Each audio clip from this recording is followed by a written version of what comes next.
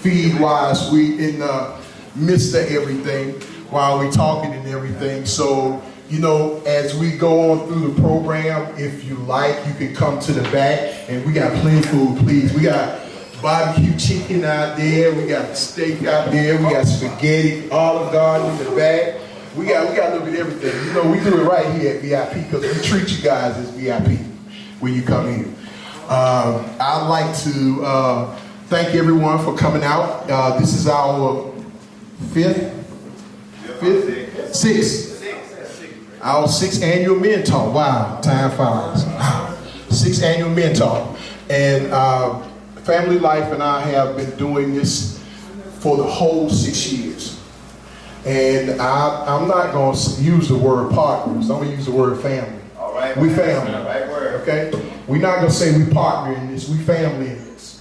Okay? So what we're going to do to get started, guys, we're going to go ahead and let Brother Anthony Abner go ahead and bless the food and everything. Say a prayer. Please bow your heads for a word of prayer. Lord, we thank you for this day. Thank you for another opportunity that you gave us that was not promised to us. So, Lord, thank you for waking us up, Lord, and starting us on our way, Lord. Thank you, Lord, for letting us see another year, Lord, to come together as men, Lord, and talk and discuss, Lord, and share what's on our hearts. So, Lord, help us to be honest and transparent with one another, Lord, so that we can get to a greater place, Lord, in you, Lord.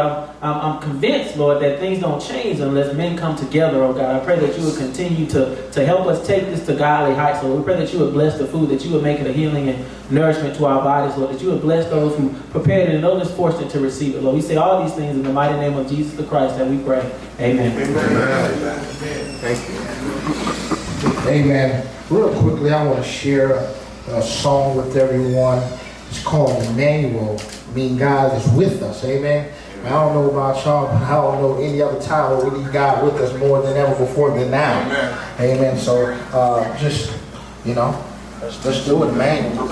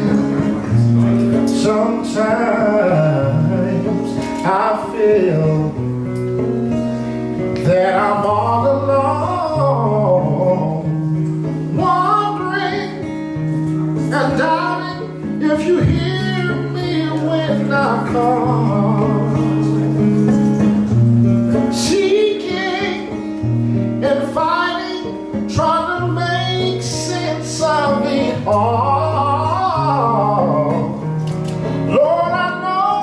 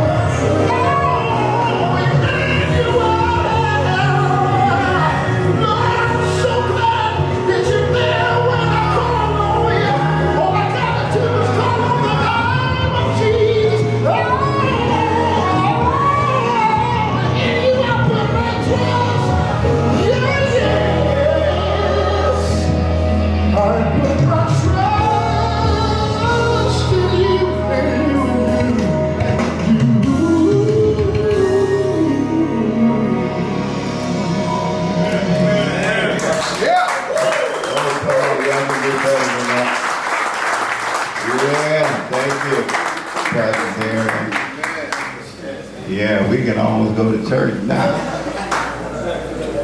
Skip the talk and go straight to the message. If you want to catch him, Family Life, Sunday morning, any Sunday morning, you want to come and connect with his gift Sunday morning, you're welcome. All right? Now, if you're not in church, you definitely need to come. All right. Okay, we're getting ready to push forward. Come on, Fred, do that welcome. Okay. Again. All right. All right. You early comers. All right.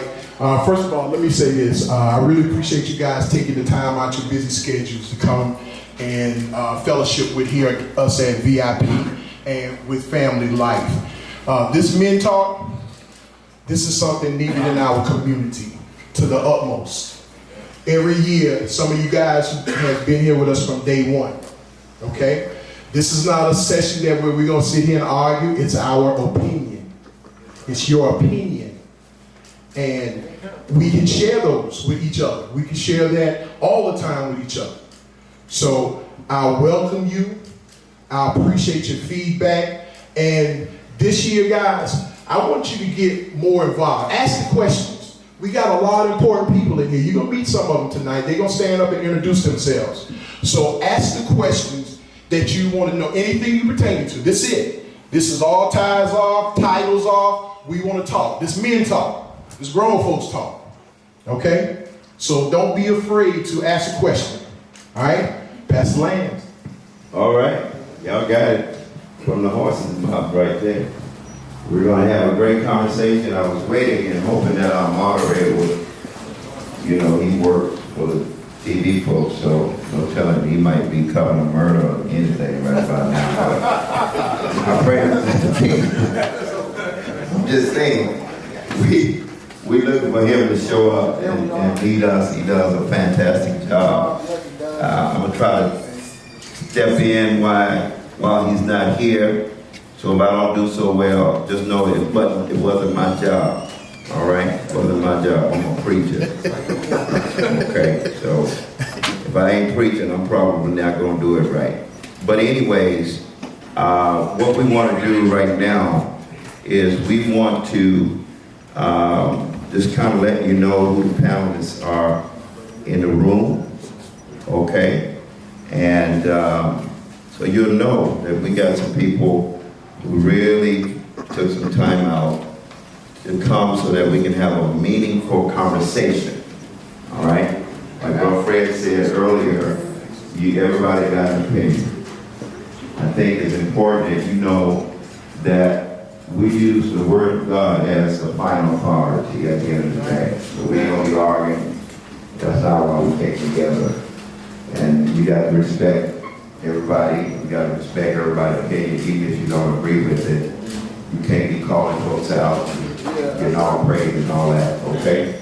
I know we got a lot of passion. We got a lot of stuff that we deal with as men, specifically as black men. I know how you feel. I'm one of them too. And so we're at the verge where we want to explode. I know that. And I think these conversations will kind of let some of the pressure, some of the air out of, and we'll get a chance to go on and do the things like we're supposed to do them the right way. So at this time, what I want to do is I want our panelists to introduce themselves. Most of them are sitting in those chairs. We asked them to sit there. And so what we would like to do perhaps is start on this side, go around and come back and just introduce yourself. Say a little something so we'll know a little bit about you, and then we'll get into the conversation. On this side right here. All right. Hey brothers, good to meet you all this evening. Glad to be in the house. Thank you, Pastor Land, Bishop Land. My name is Michael Francis. I just moved here from Houston, Texas. Came here about a year ago, so I'm looking for opportunity to get out and meet brothers who are moving and shaking and doing. But I come here as a life coach, motivational speaker, counselor, did all this stuff in the jails and prisons in Louisiana. So that's who I am. That's some of what God has given me and what I've been working with. So nice to meet everyone this evening. You did work at Angola? Yes, sir. I used to go once a month, work with the prisoners there. This how black folks do, especially me. We just jump all off program, don't we? I'm Demont Davis. I'm the commissioner here in Clayton County. And I love to see a room full of black folks, especially black men, where we're not getting ready to watch the football game or the basketball game or bury one of our young kids. It's good to be here. Bishop, thank you for the invitation. Brother Walker, thank you for opening your doors. Good to be among you. I'm Charles Rousseau. I happen to serve currently as a commissioner over in Fayette County. I'm more importantly a husband, a father, a brother, an uncle, cousin, and I take those roles very seriously in terms of my own family and then my greater family, as we call community.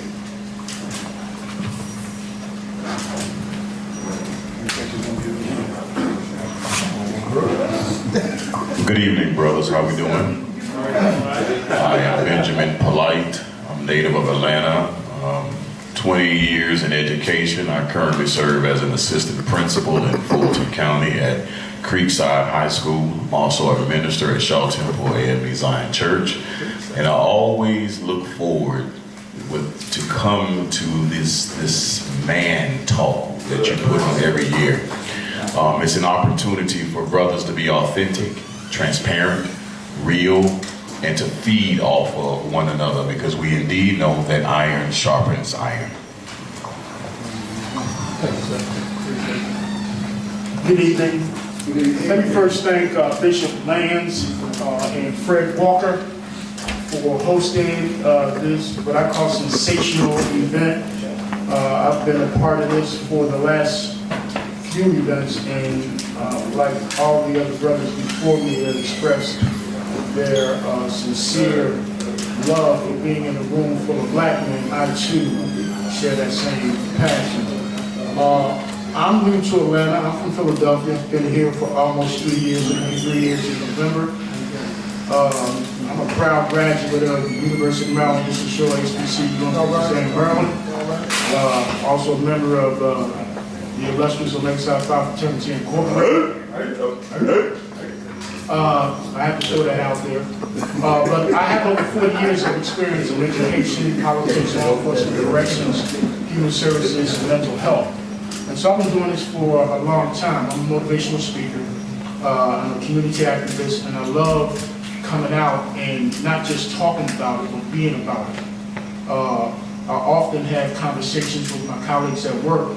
I'm currently a sergeant with the Ambassador for the Atlanta Downtown Improvement District, and we often have probably the same types of conversations that we're going to have tonight, because I feel it's my charge in every arena that I get to try to school folk on how we can improve ourselves as African American men. And so this is a great forum to do that. I feel privileged and honored to be among you brothers, and let's have a good discussion and a good time tonight.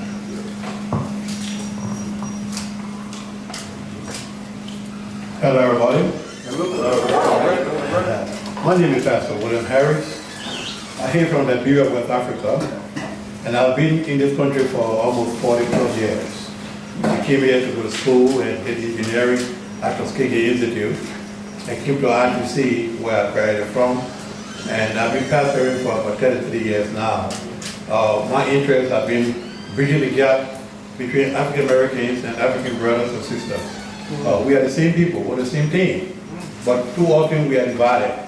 And there are issues that impact you, that impact us. And I think the more we work together, the better it can be. And I bless God for this forum. I look forward to being here more and see what we're going to do to continue to solve the problems that impact all of us.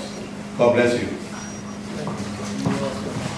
Good evening, brothers. I'm Deputy Chief Bruce Parks. I'm happy to be at this event for the 4th or 5th time, I think. Bishop Lands, Brother Walker. I'm happy to be on this panel with my Masonic brother and my Omega brother. And I'm looking forward to the dialogue. I'm definitely looking forward to it.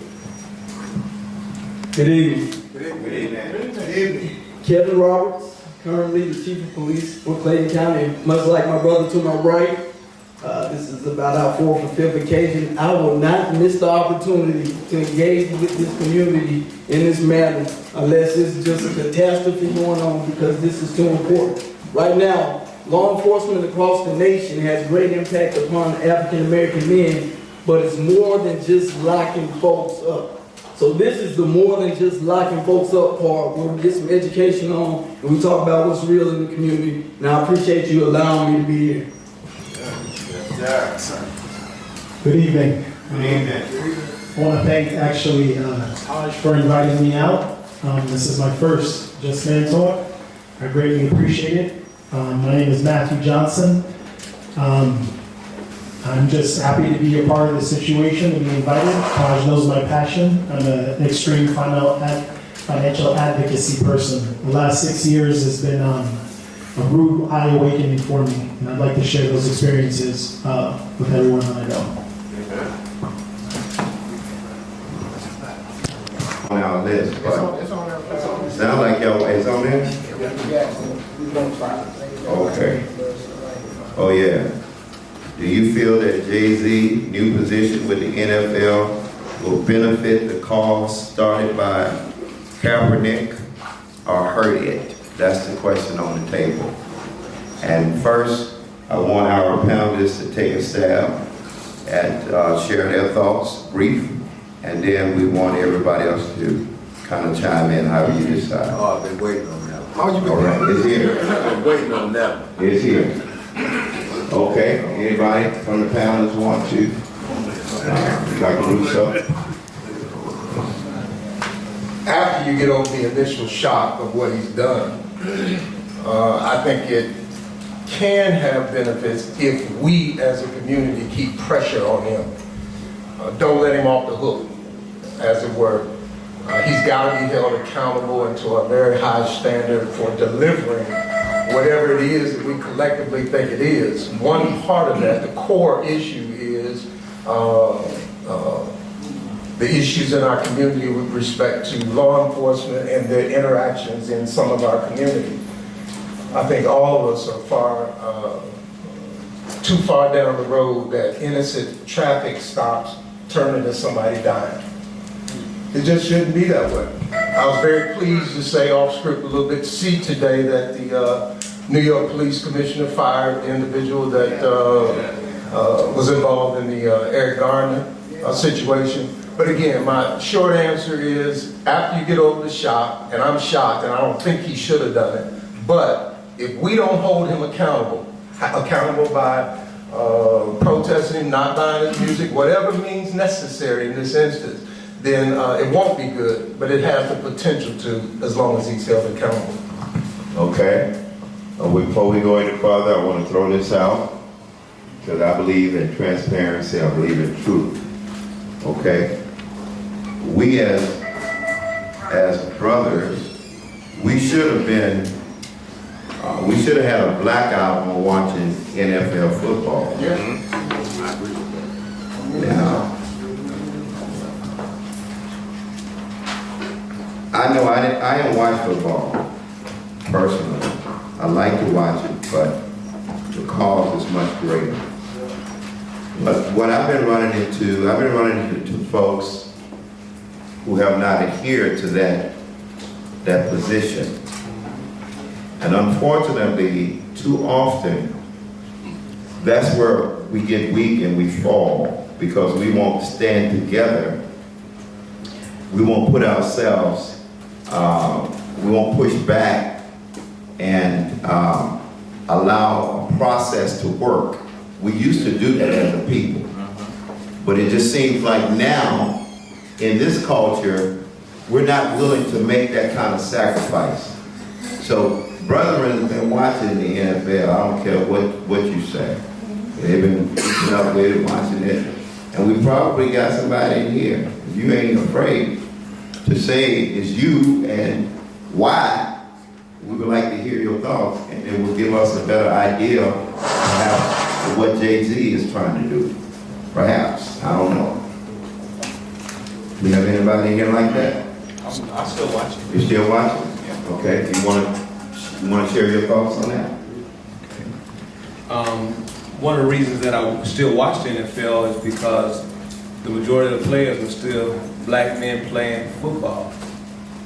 And I like to see those brothers employed as well, an opportunity to earn millions and then use that money to go back and impact the communities. I think there's more than one way to skin a cat. I think that if the brothers are still participating in the NFL, they have a platform where they can go out and make an impact that's larger than themselves. So I continue to watch the NFL. I continue to support the NFL as far as I can by watching it. And I see with Jay-Z that it has the potential, if it's utilized correctly, to make a strong positive impact. Because now you have a black man who, from the looks of it, we don't even know what the contract says really. Nobody, that hasn't been revealed. But he has the opportunity to use this platform to put even more blacks in positions of power. And I think that's what we're doing. I stand with Kaepernick, but I also stand with the other however many thousand brothers that are still playing in the NFL. I don't know the exact number, but it got to be in the thousands. And I stand behind him as well. Okay. Yes, sir. Oh, we still on the same topic? We still on the same topic. Okay, you want to chime in? Yeah. All right. Yeah, my name is Zion, and I'm not a avid football, watcher, but if I want to look at it, I am going to look at it. One thing I realize about us as black folks, a lot of times we just want to be mad, about something, just want to complain. And I look at what Jay-Z did, and I'm not mad, at him for what he did, but I realize if we as a people are going to come together about something, then that's what we need to do. We have to come together and stand on it. You want to be upset, with the NFL for what they did as it pertains to, not supporting Kaepernick, then we have to have an organized effort, to deal with that. But at the end of the day, just being emotional about things is not going to solve any issues, for us as African American males.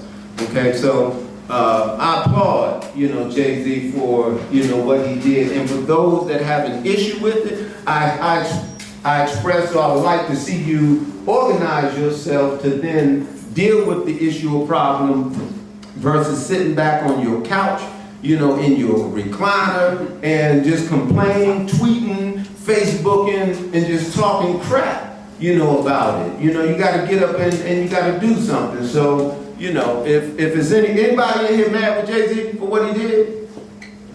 Disappointed in him. Are you disappointed in him? Okay, well then I would like to see you, put an effort, together, then, that would better assist our people to the aim or goal that you want to see happen. Okay? I would just tell you, we got somebody with their hand up. I'm not controlling this right. Nobody's in control. We're just trying to have a wonderful conversation. And we got a lot of different opinions in here. And it's interesting. It makes for good conversation. Who's next? Okay. Good evening, everybody. It's not that I'm mad at what he did, because we don't know what he did. I'm upset with what he said. Well, the point he said that it's not about kneeling anymore. That's one. But the major point that I'm upset with is what he said was, it's not about Cap getting his job. Well, what you gotta realize is Cap's job is what made him stand out. If he didn't have that job, we might even know who Kaepernick is. That job gave him that platform. And now for him to be blackballed, he's better than probably 80% of the quarterbacks. It's not right, man, for them to just exile him at the league for nothing, for kneeling. So for those that say they with Cap, you with him, but yet you're not gonna protest, I don't understand how you with Cap. So go ahead and watch football, that's fine. I'm a vet, I'm a Marine. I served in the Persian Gulf. So when folks say it's military, we fought for you to have the right to protest. So now, right, come better. Now we need to get together, and I don't think it should be a Cap side and a Jay-Z side. Like the man said, you can do it from within, but since we don't know what the deal is, we just got to sit back and watch and see how it does. But I do have a problem with what he said and how he said it. Thank you. Somebody else? Is it that we're upset at what he did, or is it that we're apprehensive about what he may not do? That's something totally different. We need to focus in on, now that he has authority, what are you going to do with that authority? That's what we need to be. And that's about accountability, that you're in that position now.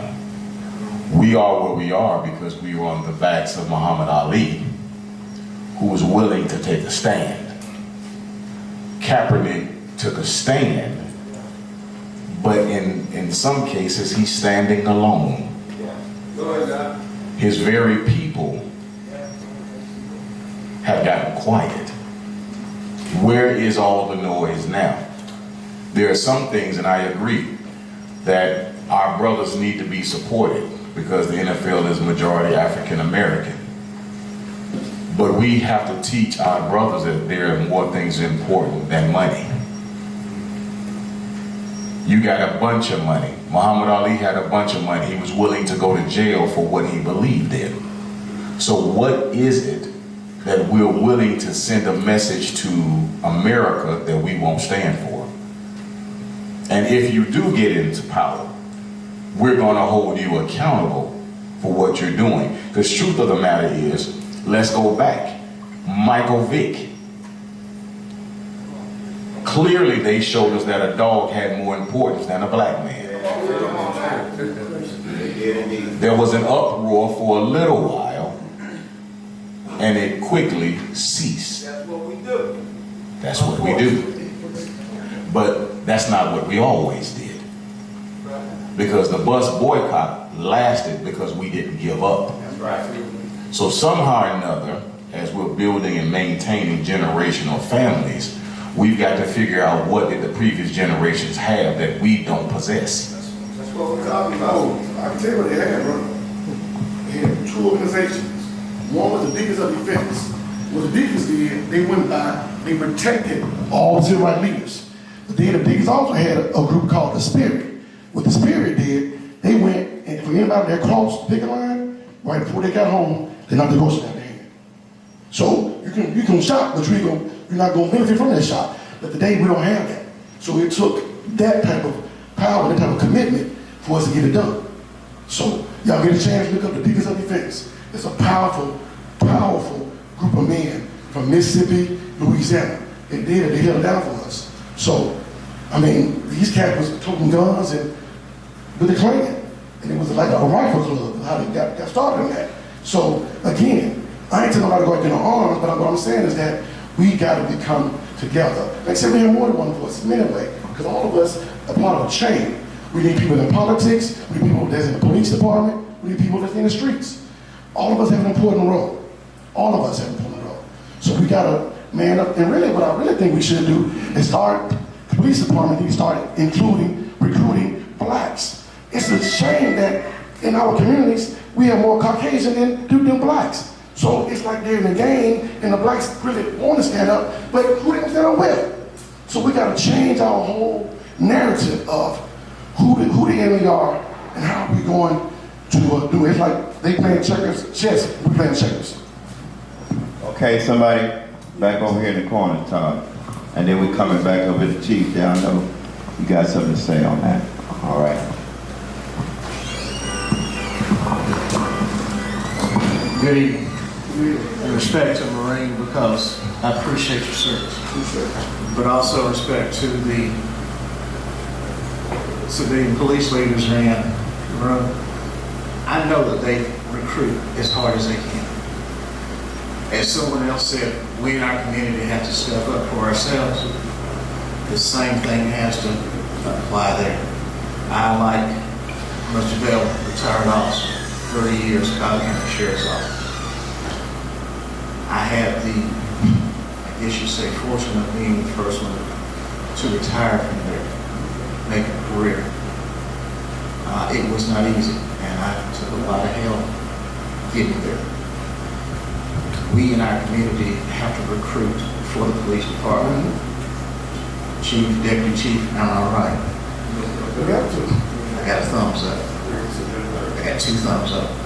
We have to recruit ourselves. We have to raise our sons and possibly our daughters to not be afraid to wear the uniform and to live in a way that they do not bring shame or dishonor upon their uniform color or surname or birth or marriage when they put that uniform on.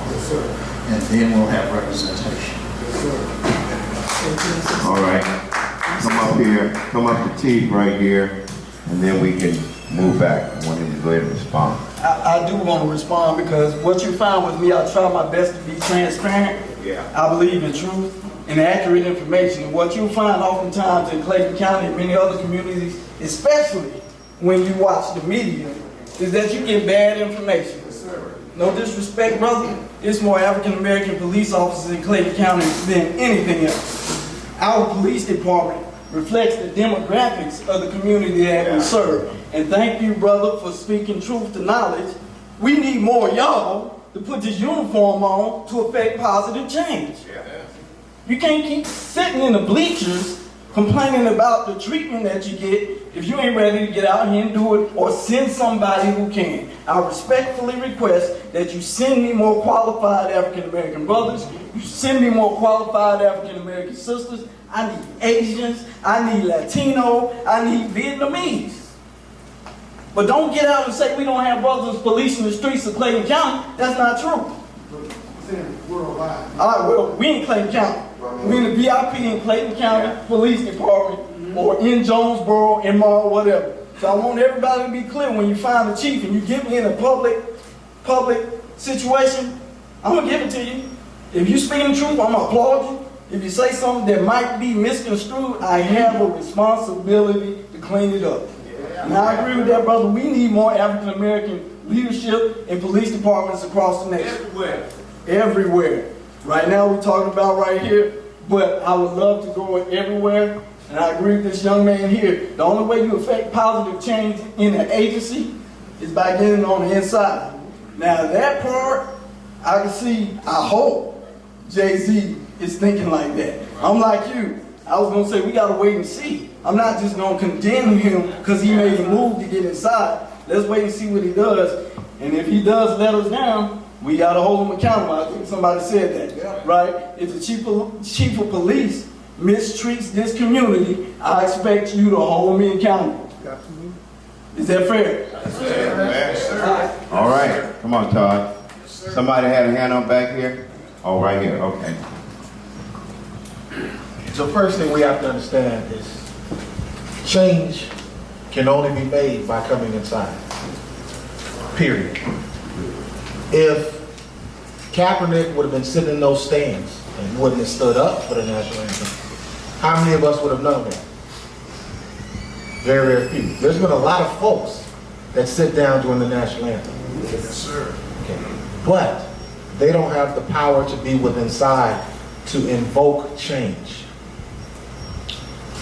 Jay-Z has gone into the NFL. Now you're dealing with 32 billionaire owners that do what they want to do. Let's understand that. So let's look at it. One, yes, it's a PR move for them. But two, it is an opportunity for us through our conduit, who is Jay-Z. Now what is he going to do? We'll see. What are we going to do? Well, let's even go further then. What are you going to do? What am I going to do? See, the first thing is I. We always want to look at the you and the community. That's I. We have in Clayton County the ability to invoke change. We have 5 African Americans on our commission board. You go out through every county in Georgia and tell me who has 100% African American representation. We have a black chief of police. We have a black deputy chief of police. See, you put us here, and it's what am I going to do now to begin to invoke change for these young men in this community? Like I said, we can't do nothing but be on the inside. Now, you all come at us, but come at us not with a comment. Come at us saying, these are the 3 things I want to see done. If you do that, now we have a metric to be to hold us accountable to. All right, we'll get one more. After you, okay. Go ahead. I just want to add, I see, when we talk to each other, and this is a great opportunity, but a lot of times what we fail to realize, we keep looking for 1 + 1 to equal 2, because we're concerned about the equation being correct. And the equation doesn't really matter. It's really about the relationships that we forge. And just like the Commissioner said, it's about what can I offer? What can I bring to? Because I'm a part of the community, whether I have the uniform on or not. I have something. Just the conversation that we're having, we can have that conversation with those elected officials. And that's the starting point. And out of that, so many things can come out of that. And if we, as we go around with the rest of this conversation, let's go with that mindset. That it's about the relationships that we forge, because there's a lot of great ideas and a lot of great spirit in here. When I walked in here, the energy is great. But let's not miss the opportunity, So I think we can help each other. And I definitely agree with you on that every conversation warrants something good. And then we can organize, as this brother said as well. See, it starts with a foundation, and it starts with certain steps. So let's start there. Thank you, Brother Francis. We're going to get one more response on that subject matter, and then we're going to move on.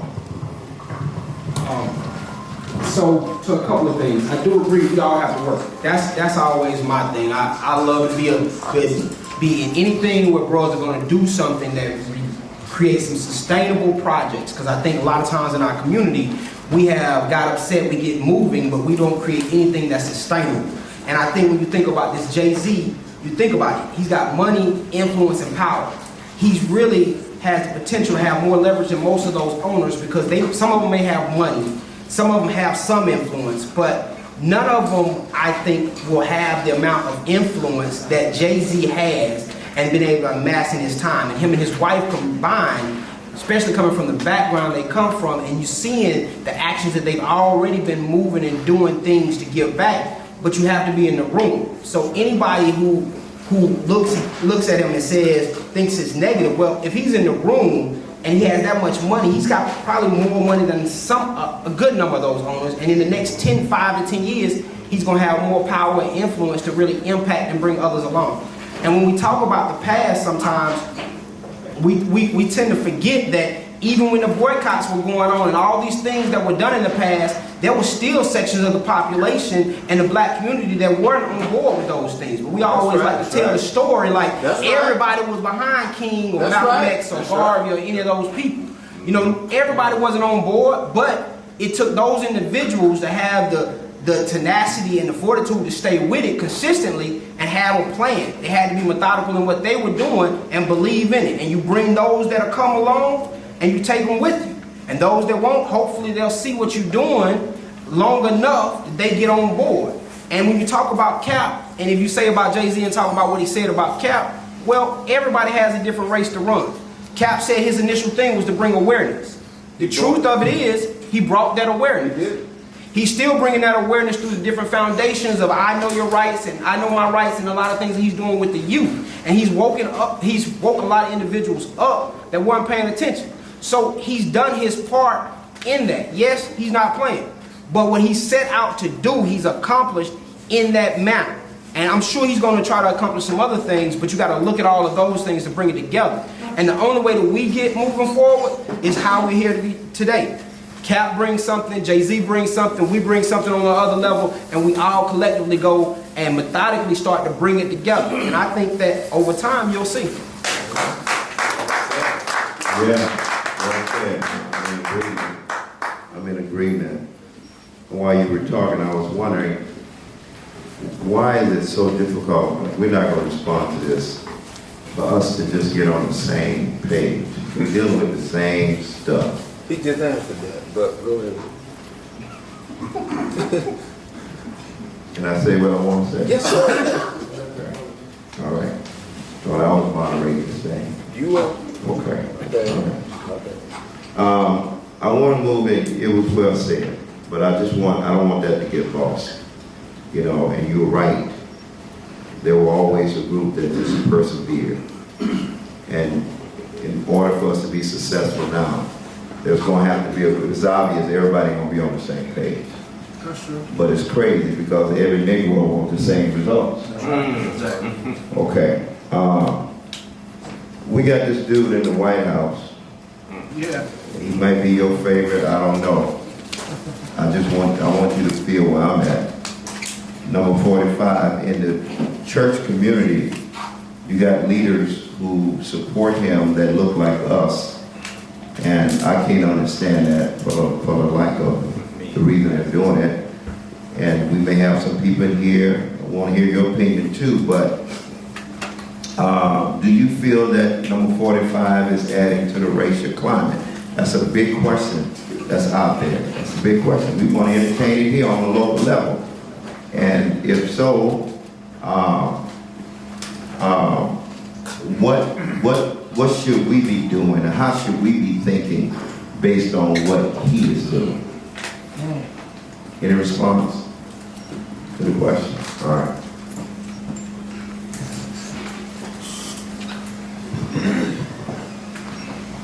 Well, obviously, he has definitely added to the racial climate or the negative racial climate that exists today.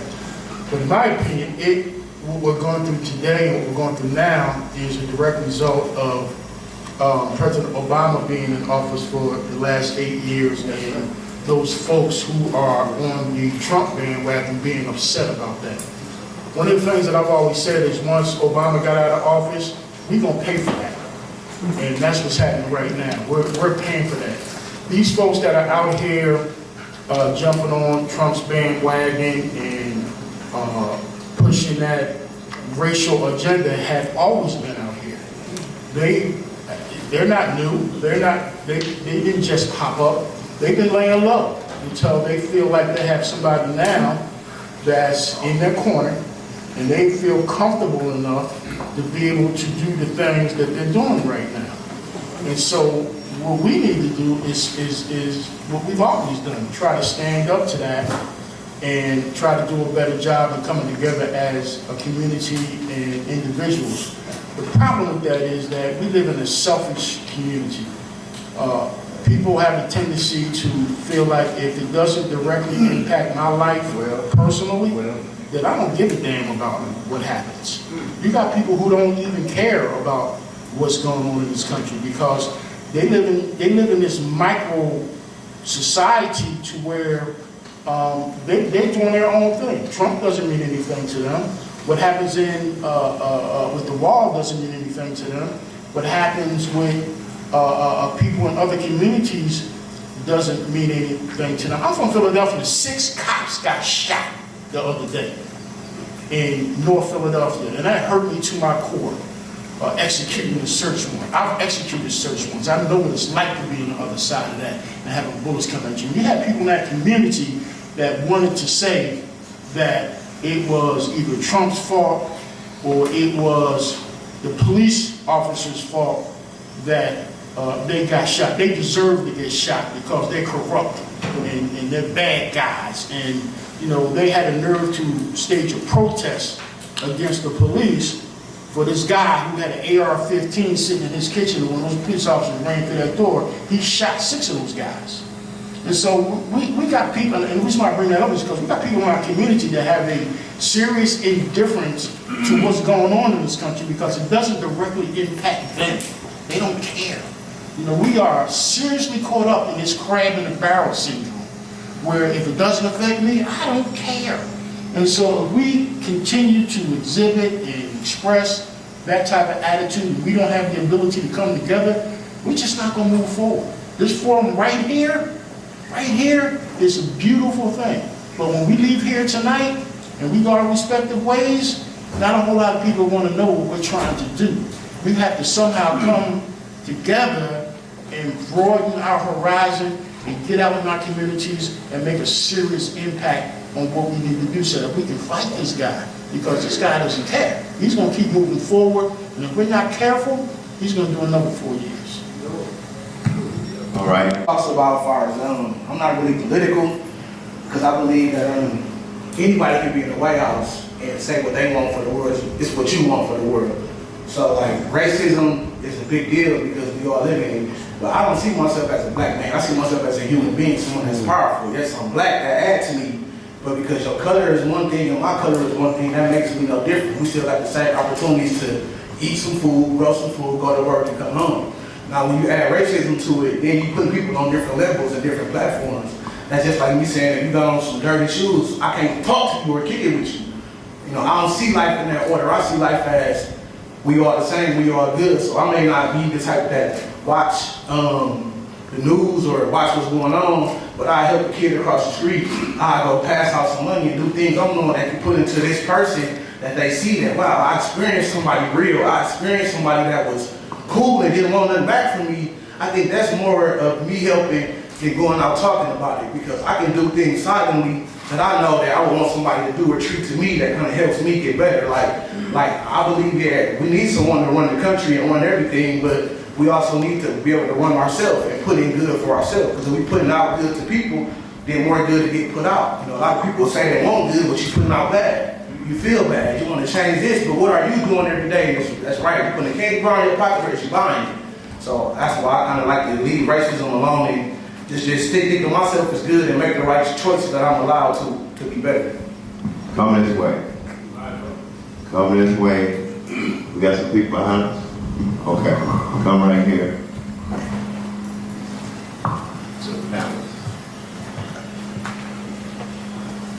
Let's start by answering the question first and then comment, right? Is that okay? First of all, I don't believe Trump brought the racism.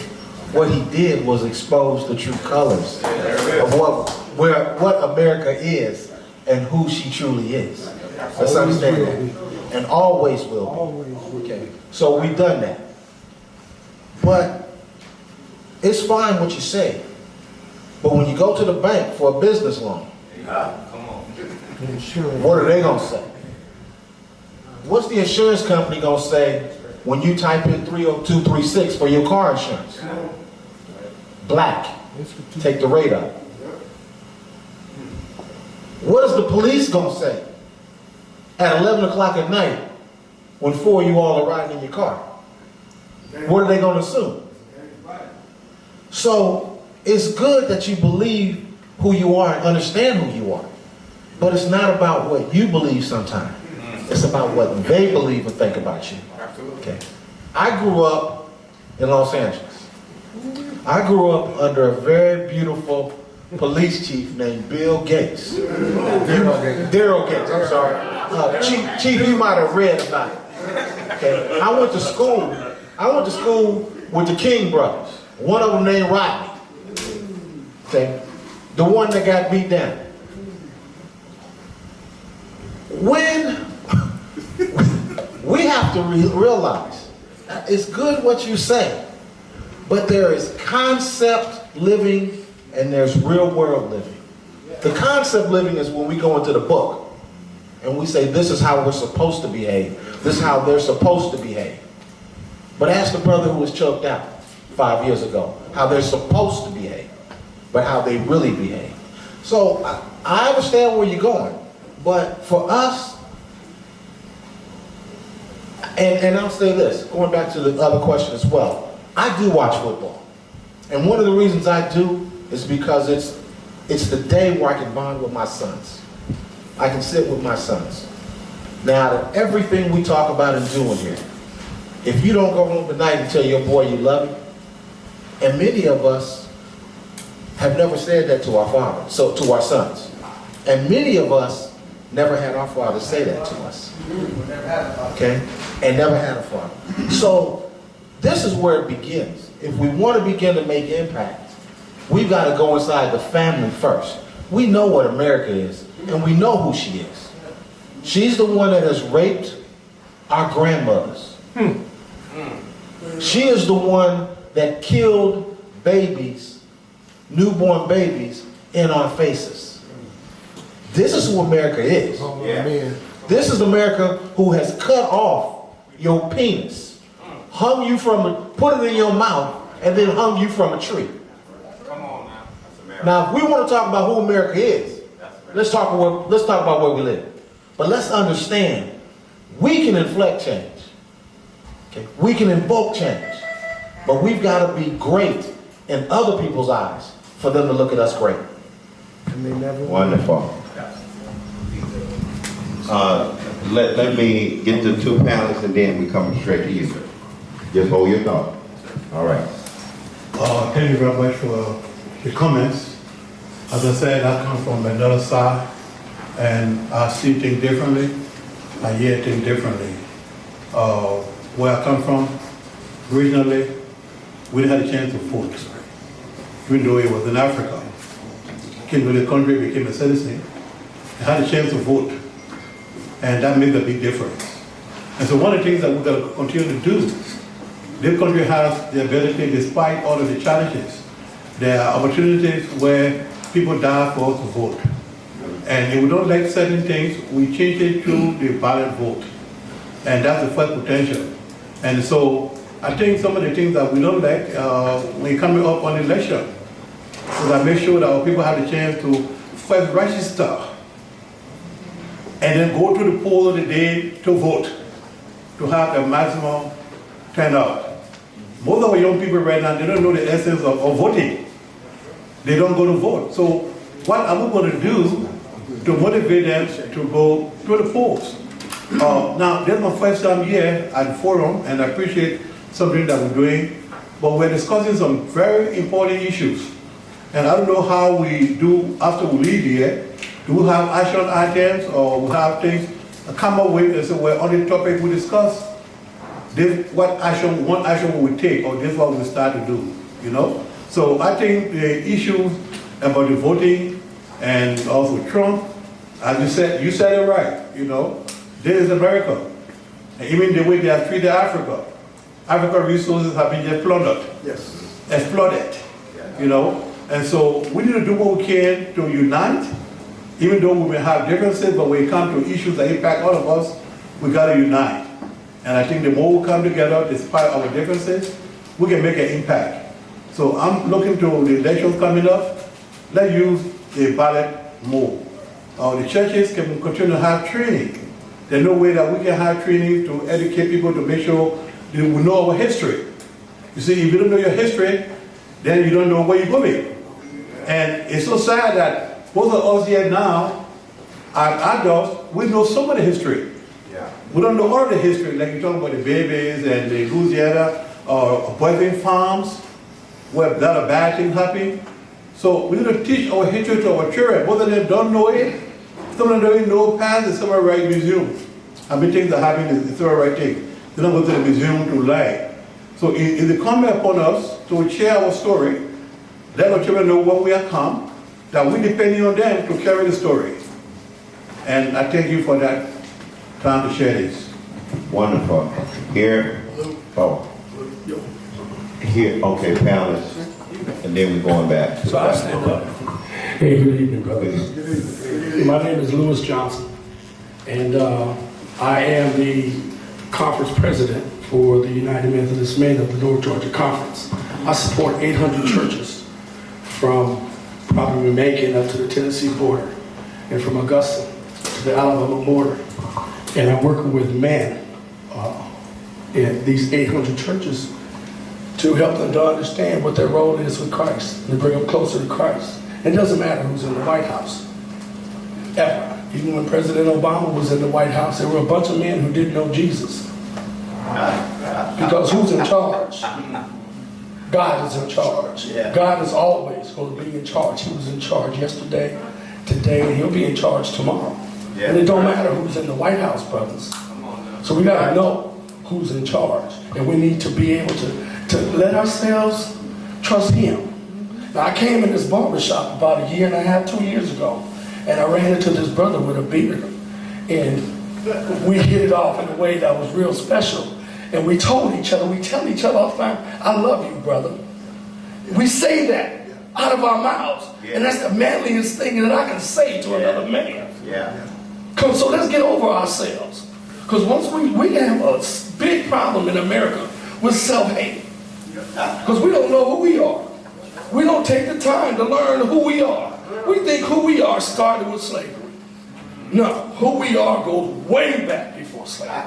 We are the king. We are the descendants of the kings and queens of our land. Come on, man. I don't want to preach today, but there are 4 things that I'd like to leave you with before I walk out of here today. Yeah, we rated 4F in America. Brothers are rated 4F. I want to turn that around. Okay? 4 F's. We're faithful. We're going to be faithful to Christ. And that's where we start.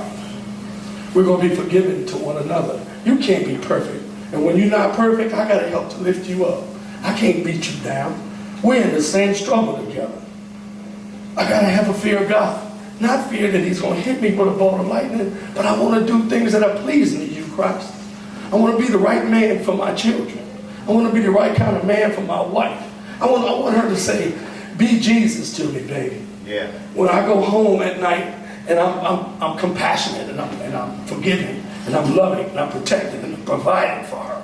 That's what Jesus did to us. So it don't matter who's in the White House. We got to be the best men that we could possibly be. And we've all been given some gifts, you know. So we got faith, forgiveness, the fear of God, and we got a fellowship, just like we're doing right here tonight. Those 4 things, brothers, I think is a starting point for all those other things. And just like you, I don't want to one-up you. This is my brother. He's from LA. I grew up in Compton.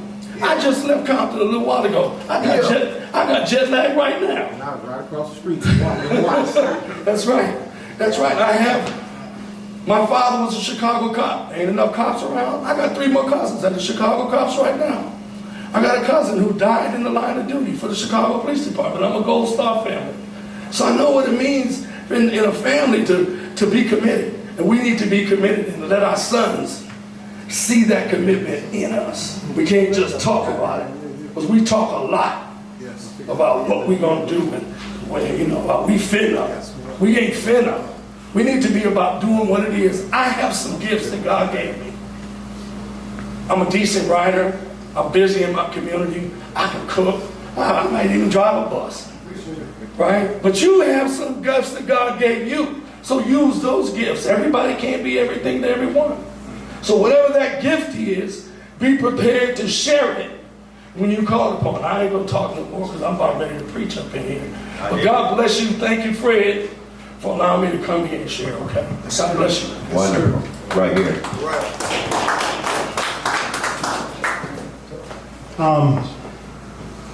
You guys have made a lot of good points and great points. And one of the things that I kind of want to touch on is I've done a significant amount of research over the last 6 years.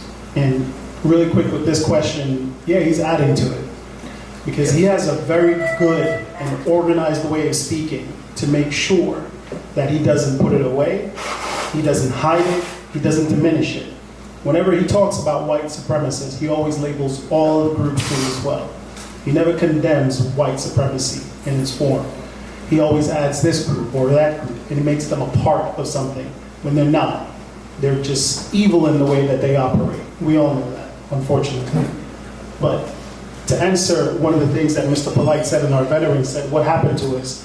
What happened to us is over the last 43 years, there's been a significant amount of systemic oppression and organization to shut systems away from our focus.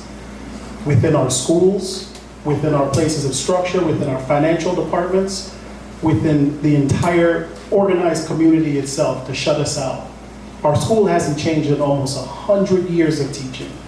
The curriculum's still the same. They still teach us about the Civil War. What do we need to learn that for? I mean, there's times where it is that we have not learned. Within school, currently right now, they don't teach us financial advocacy. They don't teach us about our finances. You don't learn about how to actually properly use a credit card to budget for yourself. It's not a spending tool. And that starts in one of the basis forms that we need. We need that education to start in the beginning. And they have systematically shut us down to not be organized, or to use their tools that they have, or unfortunately that America has grown to have, to put us in a place of division. And it's very quick, it's very simple. You know what I mean? What's his name? Childish Gambino made a video about it. And if you watch that video, unfortunately that video is only just about 5 minutes long, but the amount of messages that's in that video, it really represents painfully what's happening with us within the community. Because we go from one subject, it dies. He asks what happened to the scenario, it dies and it's gone away. We go again from another subject, it's dying and it's gone away. Fred made a great comment about Kaepernick. You know, we supported it during that scenario for what it was, but then it's died and gone away. He's still doing what he's doing. He's now has, you know, believe it or not, he's actually more financially stable now because of his Nike stock than he was within that situation. And I mean, don't get me, I rode that Nike bus as soon as they did it because I know where the power lies. The power lies in money. And unfortunately, we don't learn, not even from a young age, because how many of us were taught, our fathers, our mothers, sit us down, show you how to balance your checkbook, show you how to balance your tools, make sure you understand that a budget is what's going to take you from where you need to be. Sorry. All right. Okay, back here. Coming back up to Brother Polite. Sorry, bro, I stepped on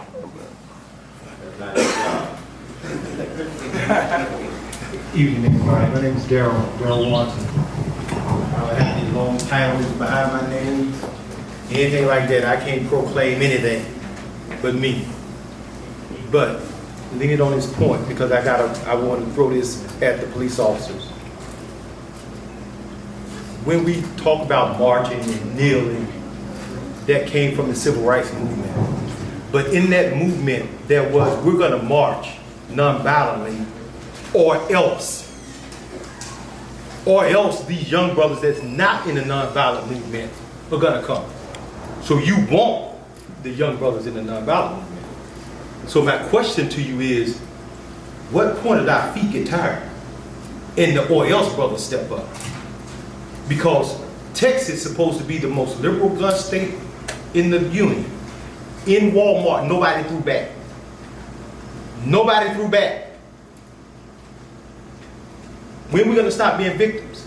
I'm not saying we're against the police, because I want to call the police up and come by my crib too. I got about, chip. We need them, but we need to find, how can we find a situation where we're in communion with the police and saying, hey, we're not against y'all. Because somebody in the Philadelphia neighborhood knew that fool was up there slanging dope with all them guns.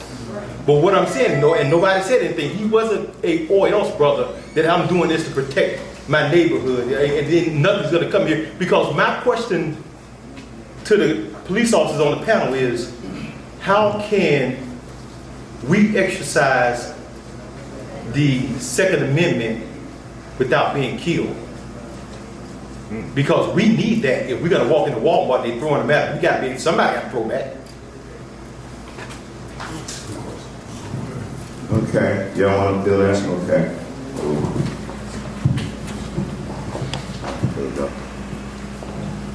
That's a good question. Earlier, I don't think I said it enough, we are servants to this community. Anybody that has the right to protest peacefully within the law, all they have to do is call the police department and we'll help coordinate. What usually happens is there is no coordination on the front end. So if ever anybody that's in here need to work that out, just reach out to us. And that's about that communication piece. I didn't know it before I became a police officer that you needed to get a permit to protest.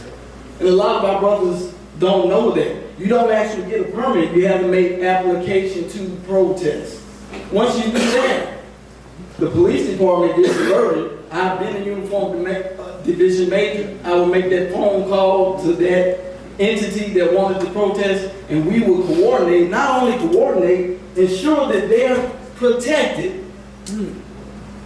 I'm glad you brought that up. I was able to go to a program 2 months ago where we traveled to Charlottesville, Virginia, which parallels this Trump question. And if you don't believe that that leadership is aiding in heating up the racial climate, I don't know what planet you're living on.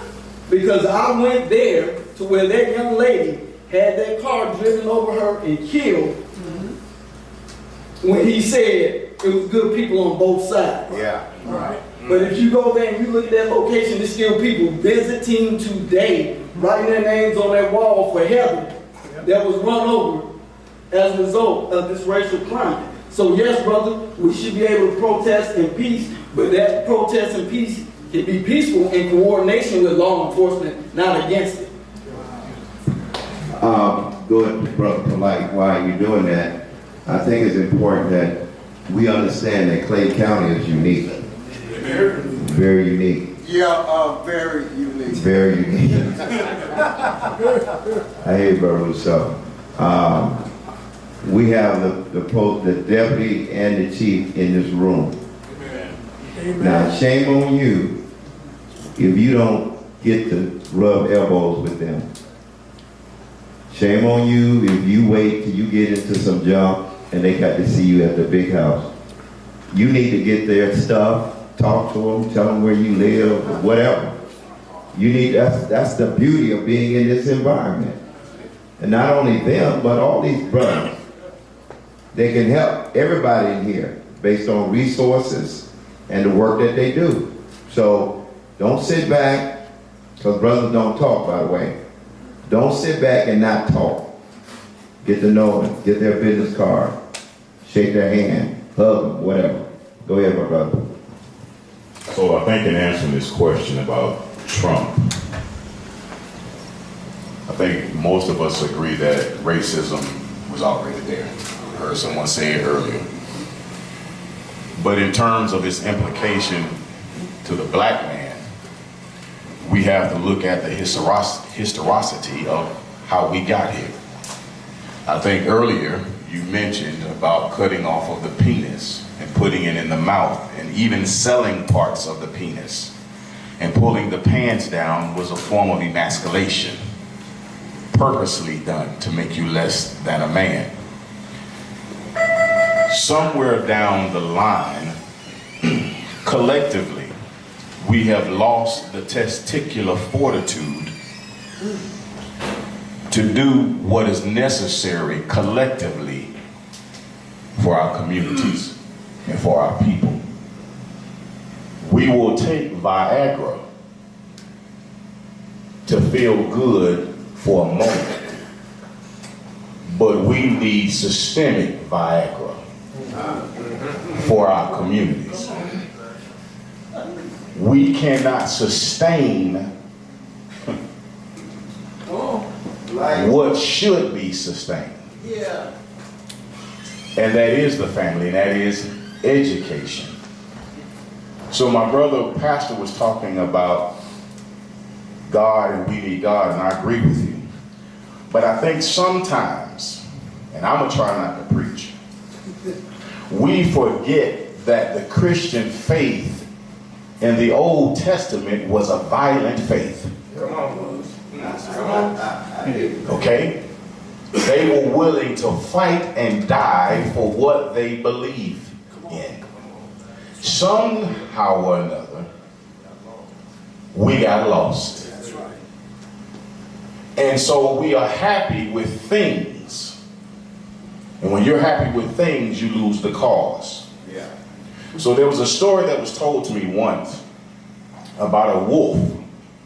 And the wolf went up to a knife that was in the snow and it had blood on it.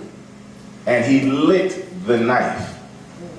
And he tasted the blood. And he kept licking it and kept licking it and kept licking, not understanding that he was licking his own blood. And he eventually killed himself. And in our community, lovingly, I have to be honest, we lick ourselves with cars. We lick ourselves with houses we can't afford. We lick ourselves with clothes that make us seem better than what we are, but we're not licking our families. We're not licking our churches. We're not licking our schools. We're off focus. And I know that to be the case because any pastor in here can tell you that the workers in the church are the women. All right. All right, amen. Not the men. Amen. As an educator, I can tell you when it's time for a parent conference, it's the mama. We're not having conversations with our children about the importance of education collectively. And even when we go vote, we still don't understand really when you should vote. We think, oh, we got President Obama in. No, it's the midterms that really make the difference. Because no matter what his agenda is, if he doesn't have the House and the Senate working on his behalf, it doesn't matter. So even if Trump gets back into the White House, we've got to get the right people in the House and the Senate to stop the mess that he's trying to do. But if we don't educate our children with that, we're going to perpetuate this very thing over and over and over. How many of us read the newspaper? I can't ask a child to read when they get home and they don't see mom and daddy reading. That's a problem. In my household, it is mandatory that you read, period. Non-negotiable. And when you can't do, we're going to stay up together until you can do.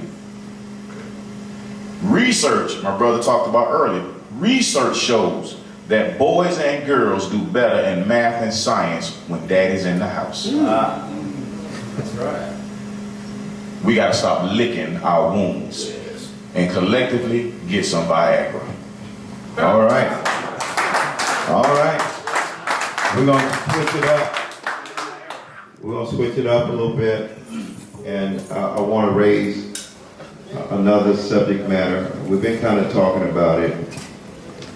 But I think we need to spend some quality time talking about the family. So I want you to share some ideas on how we can better build healthier families. I think that's important. That will be a great takeaway for us tonight. Back over in the back.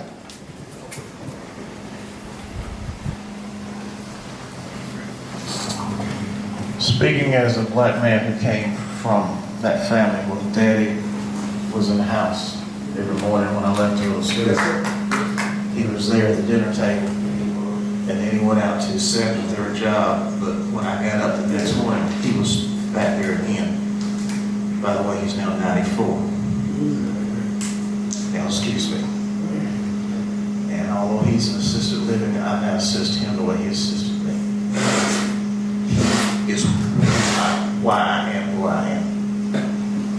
Not the Catholic school, not the Baptist church, not the police department, but he is.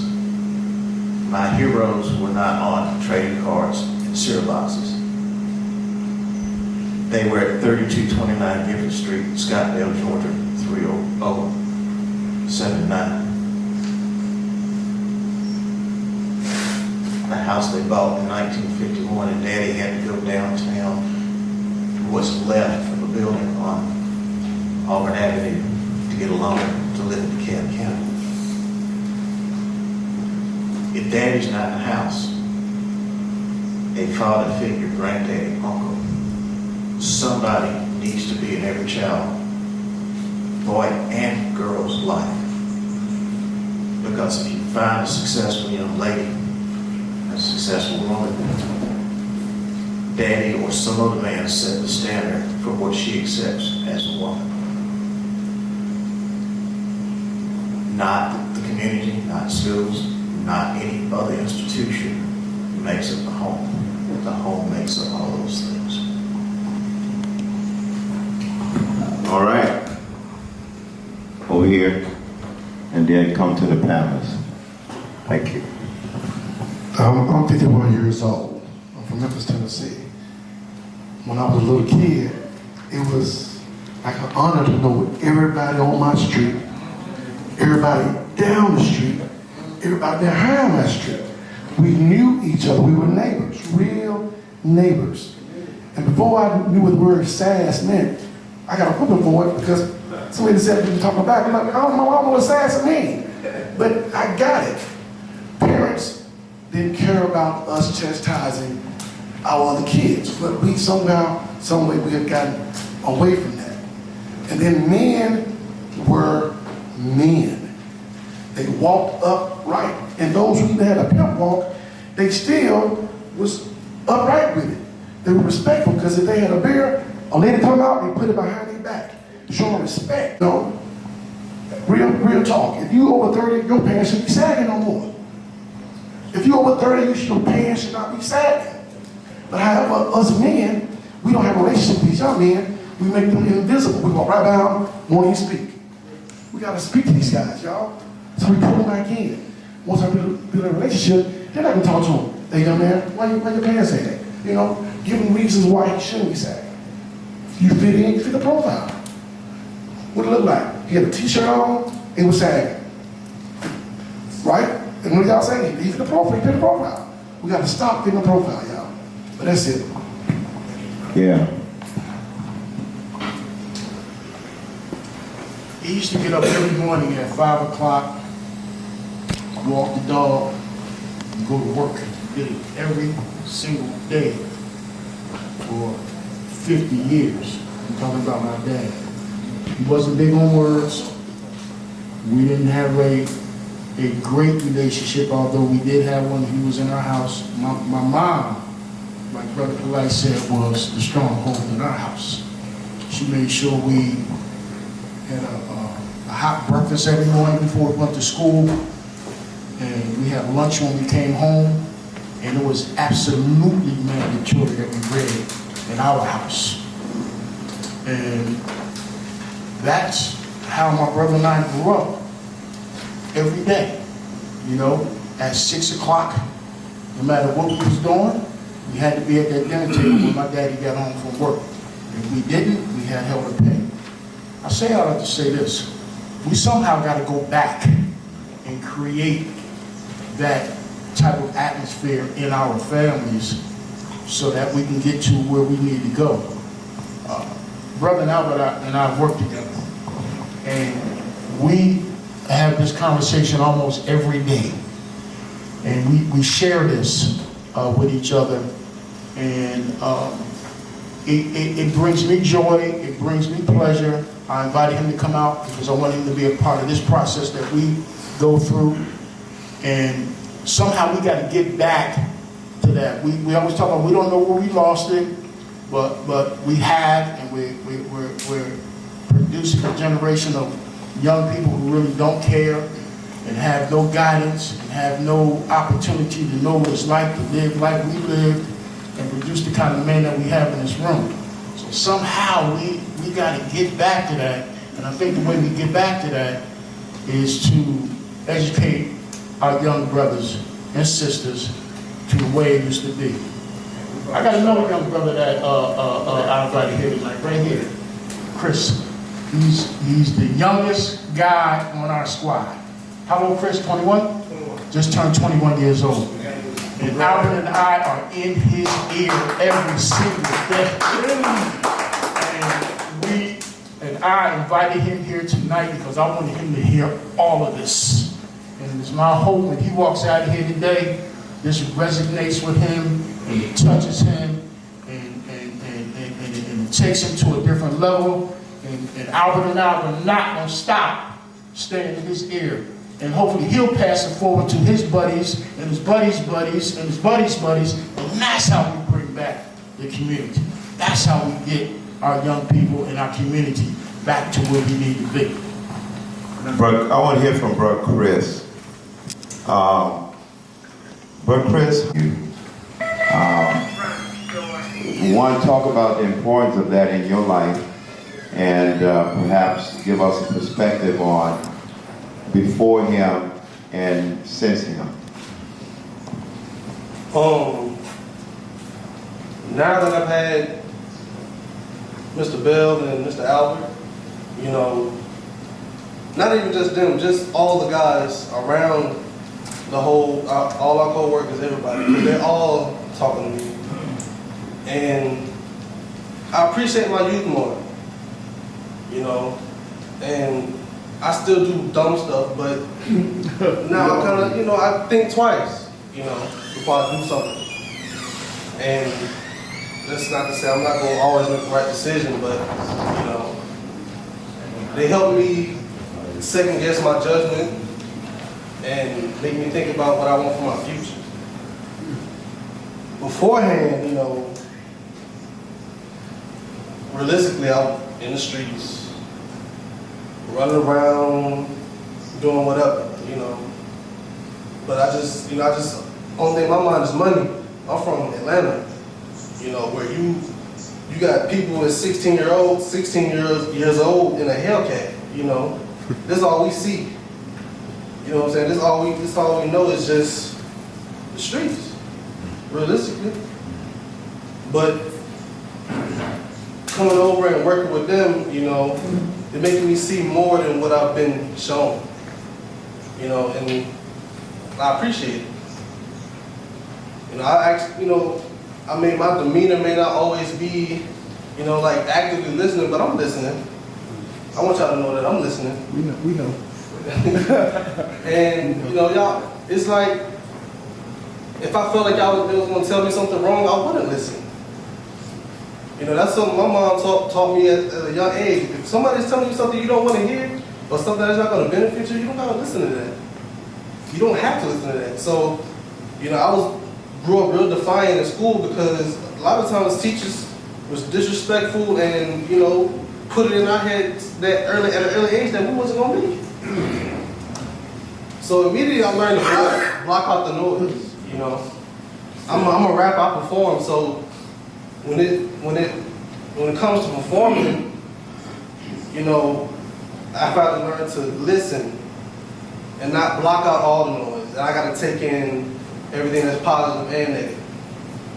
I can spit something for y'all right now, man. Go ahead. You got that mic.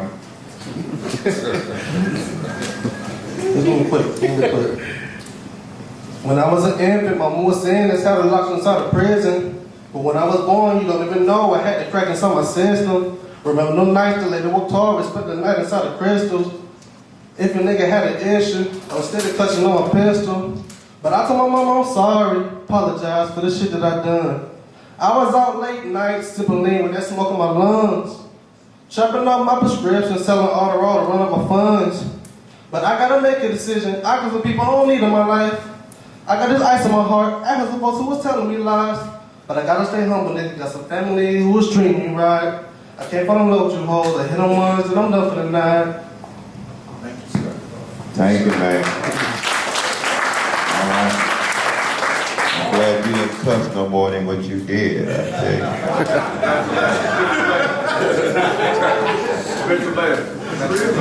Yeah. I apologize because I usually let my chief talk, but this is my best friend. I want to talk about single parent homes. We both come from single parent homes. I've listened to a lot of things tonight and we talk about what can we do moving forward. One thing that we've noticed is that I could say he's from Atlanta, Decatur, I'm from New York. Basically, when I was breaking the law, it was a way of life. Nobody ever told me that what I was doing was wrong until I almost got caught. I prayed and said, hey, if I can get away from this last police officer, you're never gonna see me in trouble again, because I ain't never been that close to going to jail.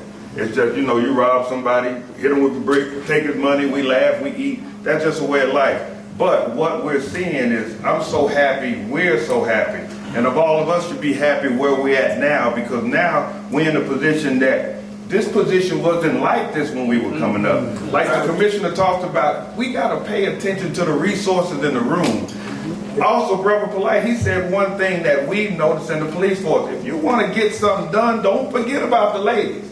If you wanna sell something in our fraternity, if we wanna sell out Wolf Creek, all you gotta do is pass it to the ladies. The guys talk among each other, but the ladies gonna fill it up. You can come, get in where you fit in. What we hear about and what we see, and this is what I want us to take if we do anything. I hear all these ladies all the time we talk to them. They might have 4 or 5 kids, because you got babies raising babies now. They have 4 or 5 kids. That kid that ain't not giving her problems, she's concentrating. She lost the other 4. They're not coming in. We're doing a missing person report. I know he runs away all the time. Those are the kids that we need to reach out to. We need to find, because like I said, a lot of us gentlemen in here, we have kids. If our boys are doing good and they're doing fine, okay. We won one battle, but if we focus more on all of these single mothers that are having all of these boys, these gangs are sitting there just smiling, talking about, you can do that, you ain't got no father, your mother ain't paying no attention, and we ride, and like he said, we got Hellcats. What you got to lose? You're like, shoot, I can ride like this, or I can struggle like this. Some 70% of these boys that are in gangs, when you talk to them on the side, they say they're in gangs because they have to be. They say, you're going to be in this gang, or you're going to be a victim, you're going to be part of the problem. In New York, there was 3 things you could do. You can live in the projects, you live in the basement and sell dope, you can be an athlete, or you can be smart as hell. There's only 3 things you can do. Figure out what your choice is. So right now, if we leave with something, all the churches, the church on the faith family, that's why we're here. Sometimes what happens in law enforcement community, and when you see cops, and I'm saying cops, not Clayton County, just saying cops. When cops do things the wrong thing, and sometimes because they were not prepared. They were like, this it ain't never gonna happen here. And then when it happened, they sit there, they don't know what to do.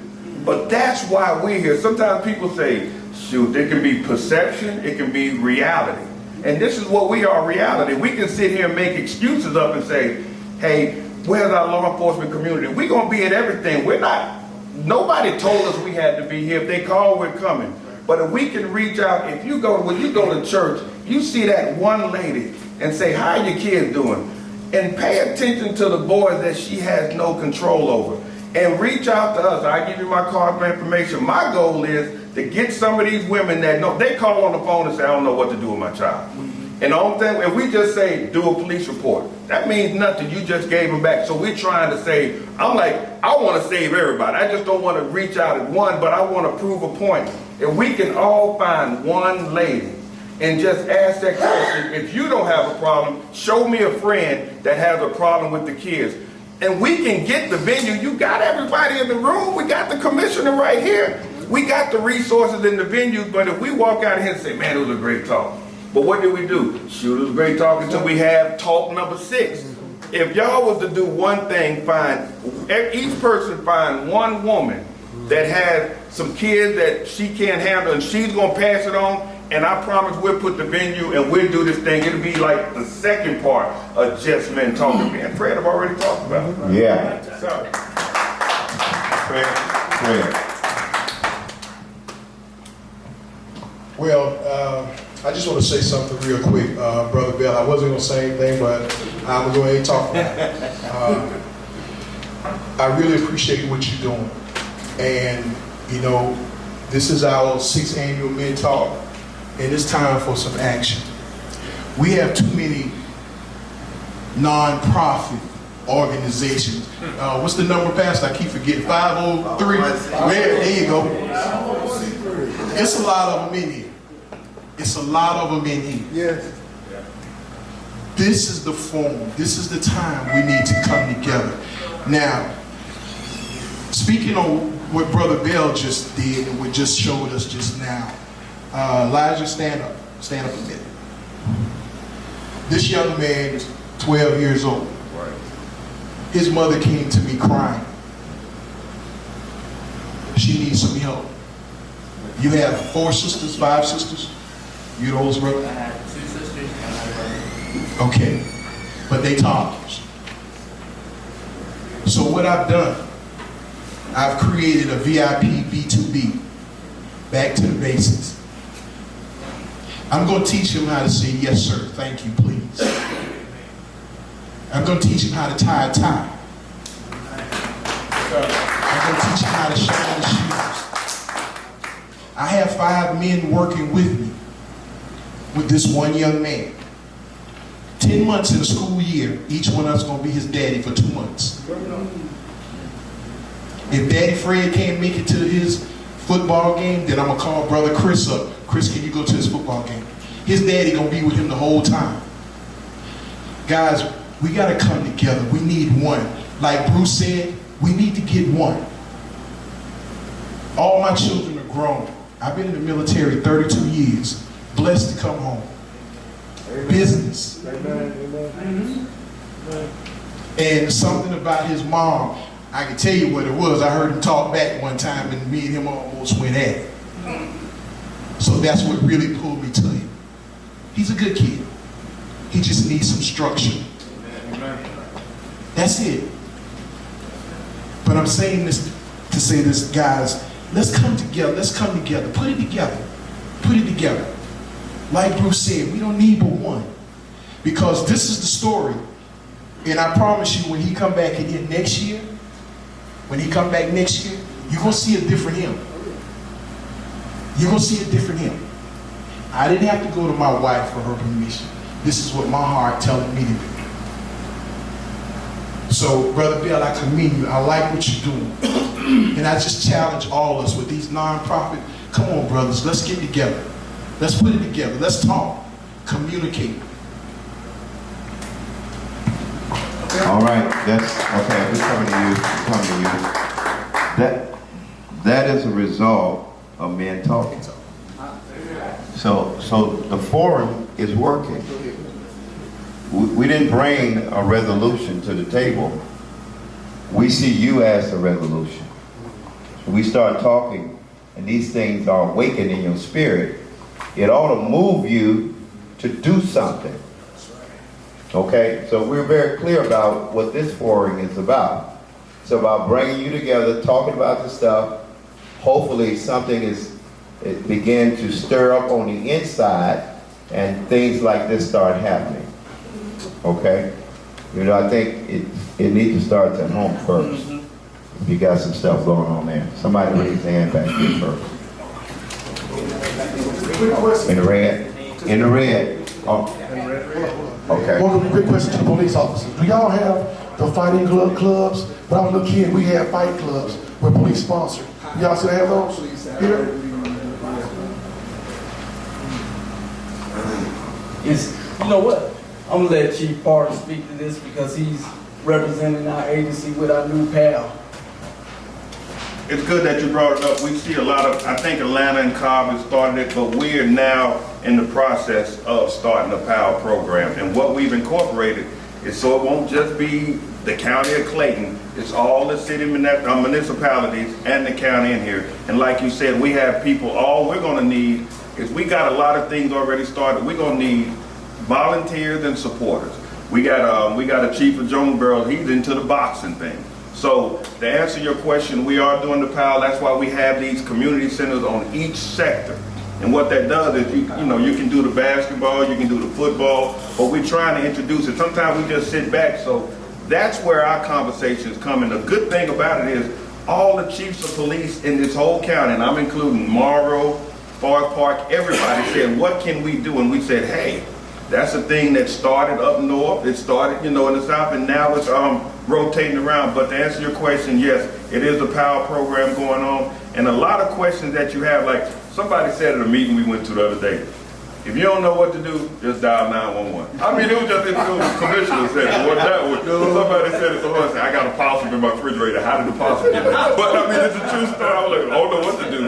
But different things, we're here for a couple of things, but the biggest thing is we can get that message out. But if you got questions and we want ideas, and like Bishop Land said, there's so many great ideas coming out of this thing. And like I said, if you've been a part of a PAL program or you got some things for us, we're not perfect. We're going to make it work. We're not going to take our foot off the gas. It's just like when we talked about the presidency. We got Obama in there. We sat back and said, we've been winning for 8 years. And then it seemed like we took our foot off the gas. That's what it is. It's just we stopped. We didn't look at like, now if you put another. And then Trump was sitting there like, I know y'all ain't gonna do nothing. Never I, never me, always us, always we. And the only thing I said is when we're winning, we never, if you up by 20 points, don't take your foot off the gas. The game be over in a minute. We still just gonna get it. So to answer your question, yes, we're ready. All right, my brother in the red shirt all the way in the back.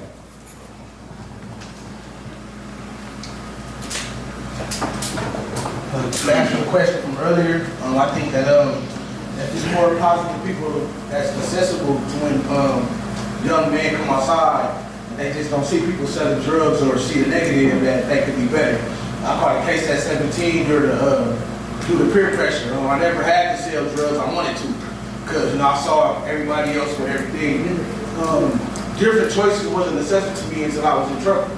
Like when I got in trouble, I prayed or met men that came in and talked to people that was in jail, and then when I came to Georgia like 3 years ago, I started seeing black business owners like Fred and Fresh and different people that was accessible.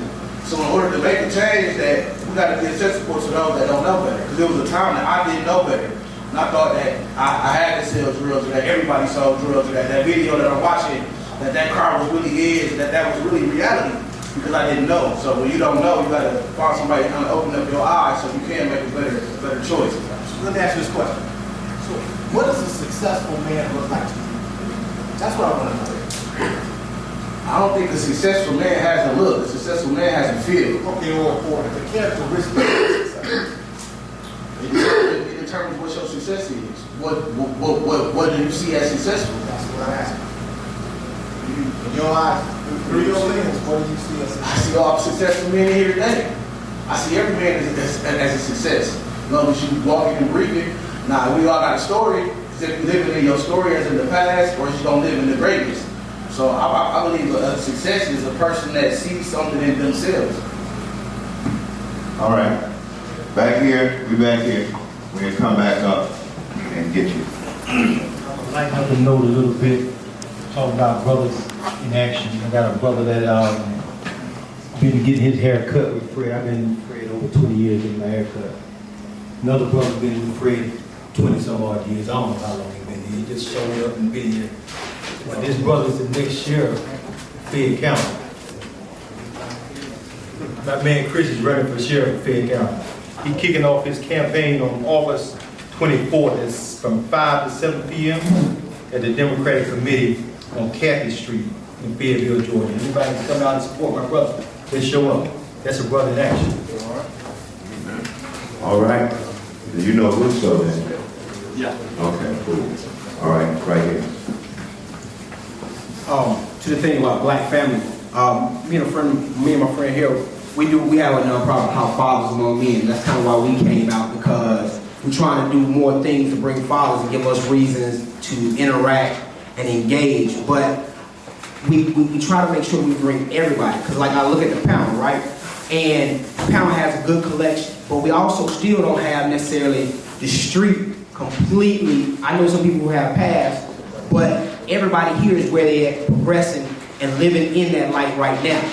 And I think it's always important, if you want to reach the youth, you got to be able to have those different levels to be able to show them, to speak to them. Because, like I tell people all the time, I'm getting to the point where I'm not always as relevant talking to somebody young. I can tell them, but sometimes I need somebody who is closer to them, their age, or to that look that they see and they look to and admire. And that person is going to open their mind some. Once they open their mind a little bit, then they're more readily able to receive what it is I might tell them, or what I might talk to them, or what you may tell them, or what the pastor will tell them, or what the officer will tell them. But we have to always remember to bring everybody in the room, because it's like what I said earlier, everybody has a different race to run, and we have to have all of them to be able to successfully impact our community. And I'm here, I'm always trying to be involved, because I'm trying to save the 2019 version of myself. And I only got here because there was a resource officer when I was supposed to be expelled or suspended time and time again that said, hey, maybe let's just try something else or do those different things.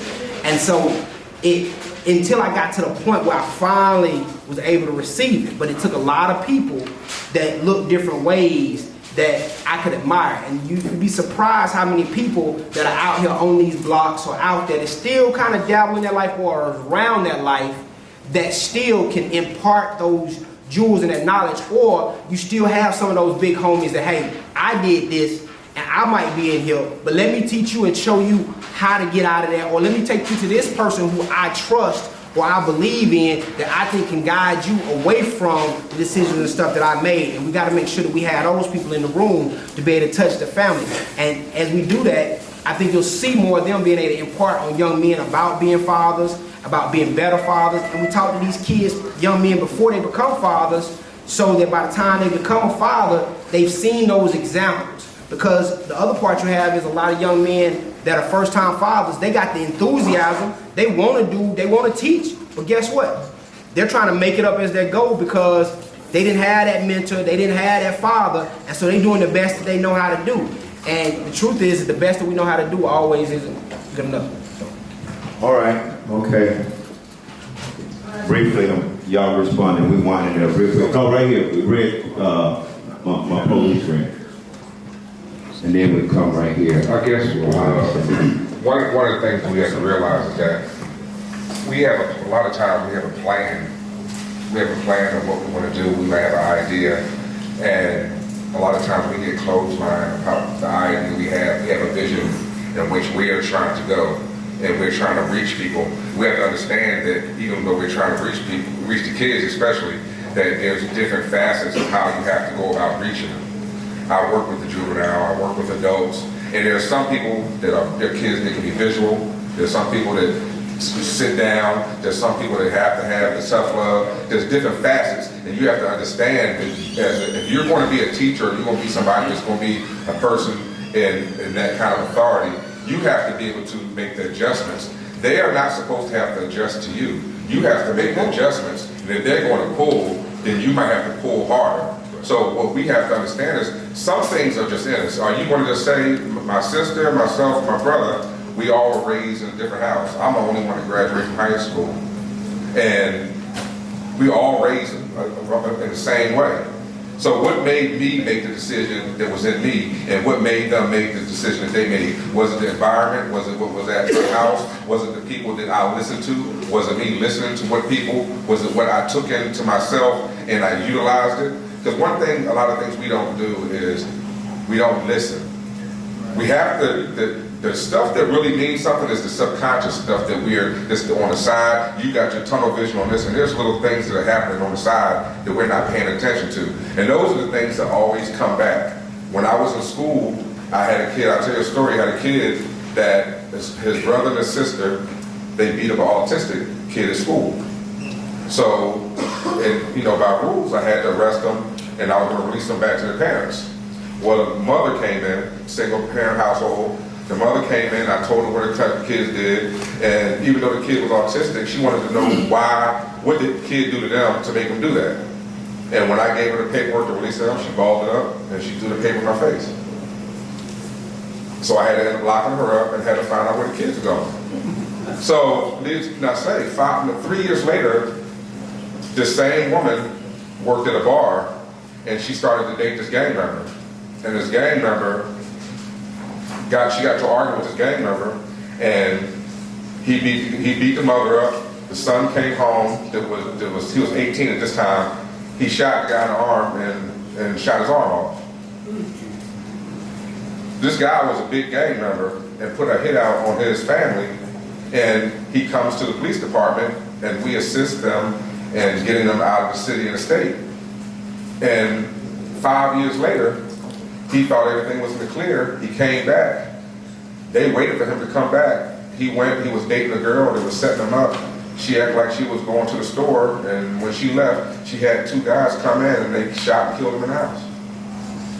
So, needless to say, your path can be preordained what you want to do, and the things that you do in the past can come back and get you. So one of the things that you have to understand is that when we do these things that we do, whether it's good or it's bad, if you're putting out all good, nothing can come to you but good. But if you're putting out negative things, don't ever think that you're going to be able to tuck them into a corner. It might not come to you till 30 years later, but eventually it's going to come back to you. Okay, real briefly on this side right here. I'm a little late, but this past Saturday, we had a father-son brunch, back-to-school brunch this Saturday. Went very well. My big thing was we wanted to show that education is not just about K through 12. Education starts at conception and ends at death. We've got to realize that there are no bad kids. There's bad fathers. And if we don't step up to the plate to where they can see a sermon rather than hear a sermon, we've fallen short.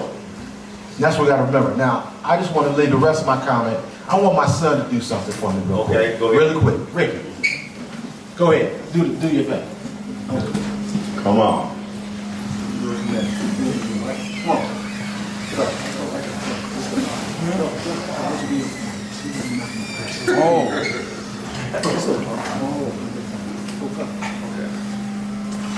A man told me, if you're afraid of black nationalism, you're afraid of revolution. And if you love black nationalism, you love revolution. Now, to understand that statement, we have to go back to what Young Brother once referred to as the house Negro and the field Negro. Come on with it. Now, see, back then there was two types of slaves.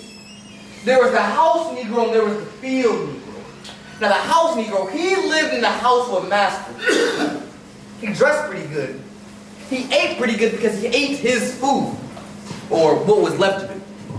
He lived in the basement or the attic, but he still lived near his master. And he loved his master more than the master loved himself. If the master ever said, we got a good house here, that house people would look at him and say, yeah, we got a good house here. Whenever the master said we, the house people would say we. That's how you can tell a house Negro. If the master's house ever caught on fire, that house people would find harder to take out the blaze quicker than the master would. If that master ever got sick, that house people would look at him and say, what's the matter, boss? We sick? We sick. He identified himself with his master more than the master identified with himself. And if you ever came to that house Negro and said, let's run away, let's escape, let's separate, he'd look at you and say, man, you crazy. What you mean separate? Where am I going to find a better house than this? Where am I going to find better food than this? That was a house Negro. Back then we called it a house nigga. And that's what we call it nowadays, because we still got some house niggas running around here. What, sir? What? All right. Now, the modern house Negro loves his master. He wants to live near him. He'll pay 3 times as much as the house is worth just to brag and say, I'm the only house Negro in here. Come on, man. I'm the only one on my job. I'm the only one in this school. Come on. You nothing but a house Negro. What? And if you ever came to that house Negro and said, let's run away, let's escape, let's separate, he'd say the same thing you said back on that plantation. What you mean separate? From America? This good white man? I mean, where am I going to find a better house than this? Where am I going to find a better school than this? And on that same plantation, there was the field. Now the field Negro, they were the masses. There was always more Negroes in the field than there were in the house. And that field Negro caught hell. In the house they ate up high upon the hog. That field Negro ate nothing but what was left inside of the hog. They call them chitlins nowadays. What? Back then they called them what they were. Guts. That's what you were. A gut eater. And some of y'all are still gut eaters. What? That field Negro was beaten from morning to night. He lived in a shack, in a hut. He wore old cast-off clothes. And he hated his master. Oh, I said he hated his master. Come on now. If that field Negro ever caught fire, you didn't see these field Negroes try to take it out. They would pray for a wind, for a breeze. If that master ever got sick, he prayed that he died. That's right. And if you ever came to that field Negro and said, let's run away, let's escape, let's separate, he never asked where are we going. What? He'd say any place is better than this. What? We got field Negroes in America today. What? I'm a field Negro. The masses government is in trouble. Well, as a Negro, our government. I've heard one of them say our astronauts. They won't even let us near the planet. But our astronauts, our Navy. That's a Negro that's out of his mind. Just as the days where they used Tom, a house Negro, to keep us field Negroes in check. That same master has Negroes who are nothing but modern day Uncle Tom. 20th century Uncle Toms. To keep us under control, to keep us passive, peaceful, and non-violent. See, that's Tom making you non-violent. It's like when you go to the dentist and that man's trying to pull out your tooth. You're gonna fight him when he starts pulling. So he puts this stuff in your jaw called Novocaine. To make you feel like nothing is going on. So you sit there because you got all that Novocaine in your jaw. You're suffering peacefully. Not knowing what's going on. Because someone has taught you how to suffer peacefully. Well, and that's why you and you are field Negro. What?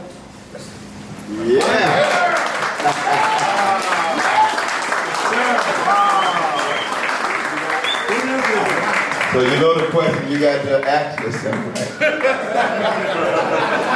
That's the takeaway.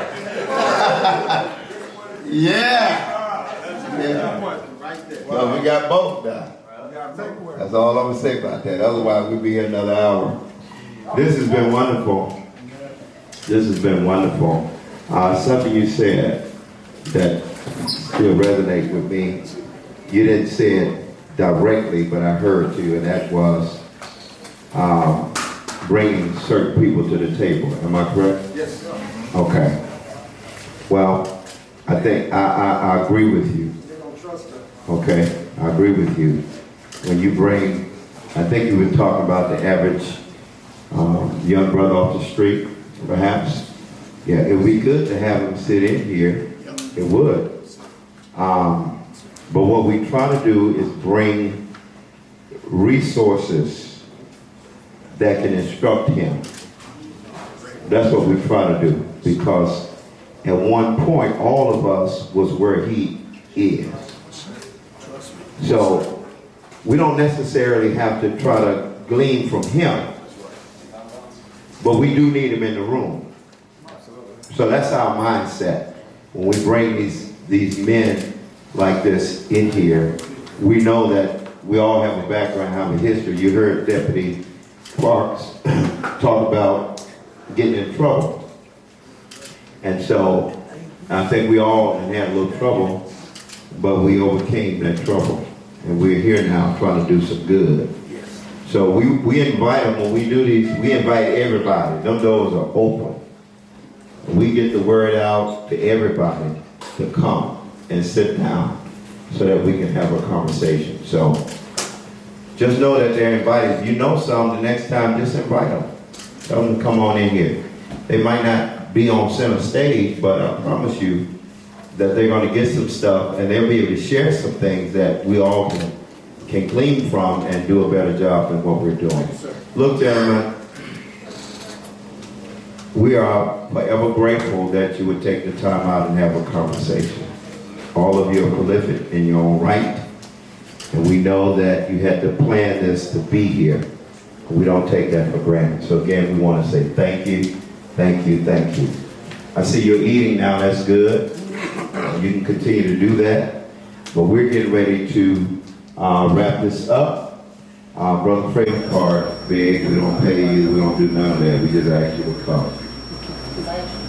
One day we get a grant writer, get money and all that, Brother Russo, we might do that kind of stuff, but right now we just keep the main thing. Okay? We think black men are superheroes. Yes, sir. Yes, sir. I'll just read this for you, okay? It says, Mr. Fred Walker, owner of VIP Barber Salon 2. We appreciate you for helping the Family Life Church cast a vision of producing godly families God's way through reaching, teaching, and preaching God's word throughout the Clayton County community. This county is a better place to live because of you, your partner with Just Man Talk. For your support has allowed this ministry to reach further and deeper into the lives of families and give them hope through Jesus Christ.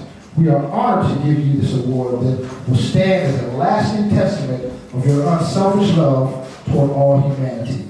And it's signed by our bishops. And it's a beautiful wood plaque engraved just for you. We want to say thank you.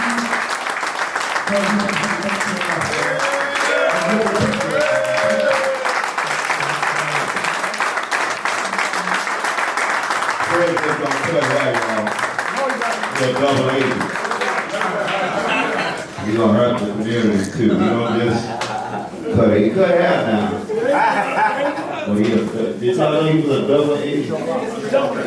He's gonna help somebody. Amen. He always giving folks stuff. He gave us stuff. Yeah, Dad.